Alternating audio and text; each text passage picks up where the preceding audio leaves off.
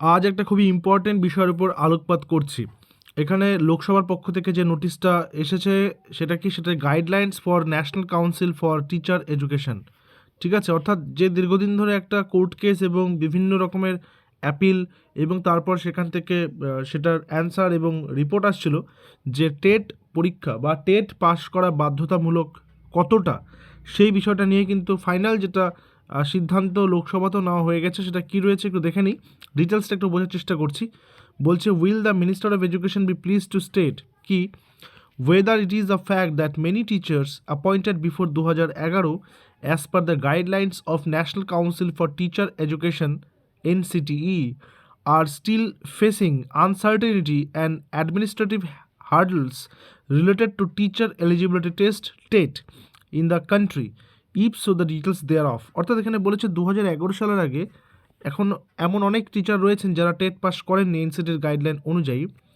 তো সেক্ষেত্রে বর্তমানে কি বিভিন্ন রকমের অ্যাডমিনিস্ট্রেটিভ সমস্যার সম্মুখীন হতে হচ্ছে এই টেট পরীক্ষার সংক্রান্ত বিষয়ে।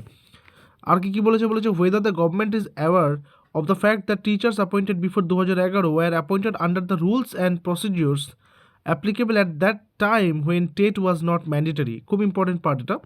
2011-র আগে যারা চাকরি পেয়েছেন শিক্ষক হিসেবে, শিক্ষিকা হিসেবে, তখন তো টেট পাস করাটা কম্পালসারি ছিল না, তাই তো। তো সেই তারা তখনকার নিয়ম মোতাবেক চাকরিটা পেয়েছেন। whether the government proposes to issue a clear information or national policy to completely exempt all teachers duly appointed before 2011 from TET so as to ensure that no injustice is done to them, if so the details thereof। whether the government is likely to ensure that the service, promotions and other rights of teachers appointed before 2011 are not adversely affected due to lack of TET, if so the details thereof। and বলছে যদি এই TET pass না করার ফলে যে সমস্ত বেনিফিটসগুলো, যে সমস্ত সার্ভিসেসগুলো, প্রমোশনসগুলো টিচাররা পাবেন সেখানে কিন্তু কোনো রকম কোনো সমস্যা হবে না।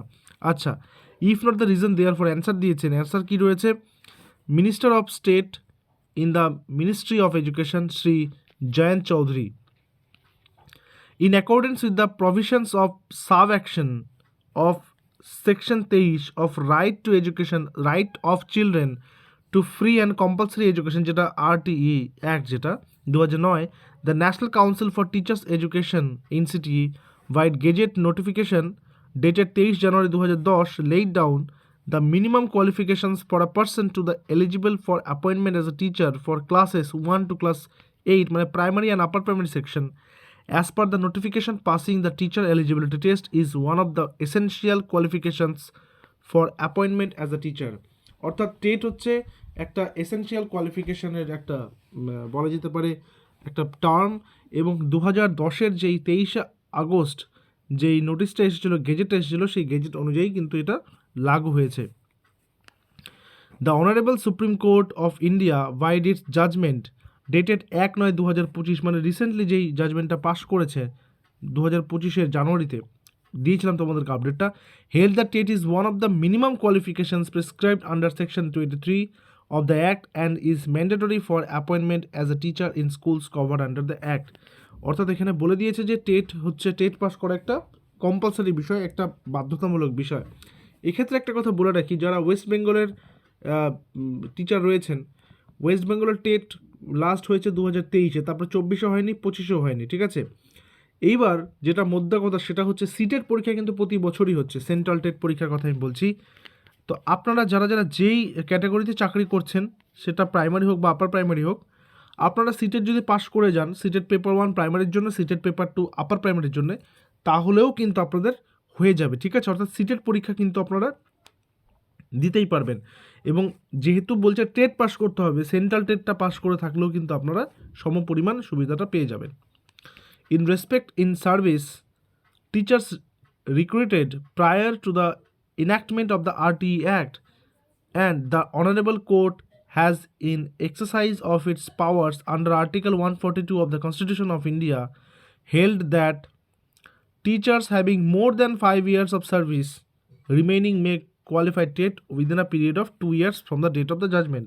বলে দিয়েছিল আগেই যে যাদের চাকরি বয়স 5 বছর বা তার বেশি সময় রয়েছে, অর্থাৎ যারা 5 বছরের মধ্যে রিটায়ার হবেন না, যারা তার চেয়ে বেশি তাদের চাকরি জীবন রয়েছে, তাদেরকে কিন্তু এই নোটিফিকেশনটা বেরোনোর 2 বছরের মধ্যে টেটটা পাস করে যেতে হবে।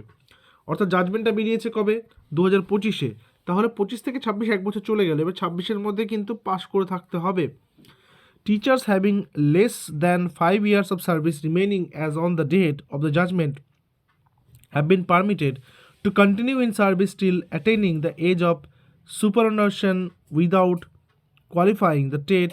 However, such teachers are not eligible for promotion unless they qualify the TET. যদি টেট কোয়ালিফাই না করা থাকে তাহলে কিন্তু সেই টিচাররা কি কোনো রকম কোনো প্রমোশন এবং বেনিফিটস কিন্তু পাবেন না। তো টেট পাস কিন্তু করতেই হচ্ছে। The honourable Supreme court has further directed that qualification of the TET is mandatory for all persons aspiring for appointment as teachers। এবং যারা যারা টিচার হওয়ার চেষ্টা করছেন, যারা অ্যাসপায়ারিং স্টুডেন্টস রয়েছেন, অ্যাসপায়ারিং ক্যান্ডিডেটস রয়েছেন, যারা আগামীতে ভাবছেন টিচার হবেন, তাদেরকে কিন্তু টেট পাস করতেই হবে। As well as for in service teacher seeking appointment by way of promotion in accordance with the statutory framework under the RT act. অর্থাৎ যারা চাকরি করছেন, বিশেষ করে যেটা পরিষ্কার হয়ে গেল যে এখন তো নিয়ম হয়ে গেছে, যারা মানে প্রাইমারি হোক আপার প্রাইমারি হোক চাকরি পেতে চায় তাদের তো টেট পাস করতেই হবে, প্রাইমারি টেট এবং আপার প্রাইমারি টেট বা সিটেট 1 সিটেট 2। এবং যারা চাকরি, যাদের বয়স 5 বছরের বেশি রয়েছে চাকরি জীবন, মানে 5 বছরের মধ্যে যারা রিটায়ার করবেন না, 2030-এর মধ্যে যারা রিটায়ার করবেন না, তাদেরকেও কিন্তু এই টেট পাস করে থাকতে হবে। ঠিক আছে, তো আশা করি রাজ্য সরকারও খুব শীঘ্রই হয়তো সেই টেটের ব্যবস্থা করবেন। রিসেন্টলি আগামী 22শে ফেব্রুয়ারি 22nd অফ ফেব্রুয়ারি কিন্তু একটা টেট পরীক্ষা হতে চলেছে, প্রাইমারি টেট। সেটা স্পেশালি এডুকেটেড বা স্পেশাল এডুকেশন টিচার যারা রয়েছেন তাদের জন্যে। এবং আশা করা যাচ্ছে এরপর ভোটের পর হয়তো এই বছরই 2026-এ একটা টেট কন্ডাক্ট হতে চলেছে। তার কারণ হচ্ছে পশ্চিমবঙ্গ সরকারের অধীনস্থ বহু টিচাররা রয়েছেন যারা টেট পাস করেননি, যারা অনেক আগেই থেকে চাকরি করেন, কিন্তু টেট পাস যাদের করা নেই তাদেরকে তো টেট পাস করতে হবে এই জাজমেন্ট অনুযায়ী। তো সেই জন্য একটা রাজ্য সরকারেরও একটা দায় বর্তায় যে পরীক্ষাটা নেওয়া, টেট পরীক্ষা নেওয়া। তো আশা করা যাচ্ছে যে 2026-এ আমরা একটা প্রাইমারি টেট পরীক্ষা দেখতে পারবো। সেটা প্রত্যেকের জন্যই হবে, টেট পরীক্ষা হলে সবার জন্যই হবে, সেখানে সবাই পার্টিসিপেট করতে পারবে। ঠিক আছে, তো এই বিষয়টা নিয়ে আর কারো কোনো জিজ্ঞাসা থাকলে অবশ্যই কমেন্ট সেকশনে জানাবে, চেষ্টা করবো সেগুলো অ্যান্সার করে দেওয়ার। Thank you very much.